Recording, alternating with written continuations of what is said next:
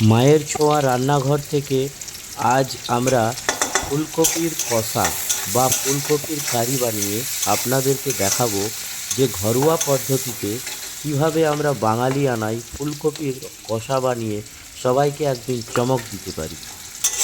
প্রথমে আমরা নিয়ে নেব ফুলকপি, প্রয়োজন মতো আলু, ক্যাপসিকাম, যদি সম্ভব হয় একটু নারকেল, যদি নাও দেন তাহলেও চলবে।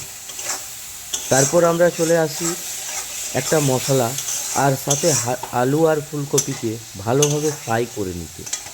আলু আর ফুলকপিকে হালকা করে উষ্ণতা দিয়ে আপনারা ওটা ফ্রাই করে নিন।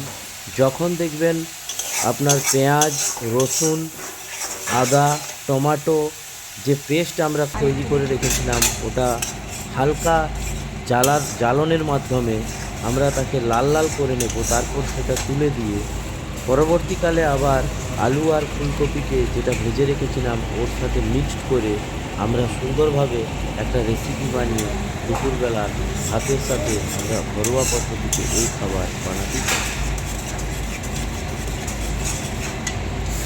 আর মা ডাকছিল।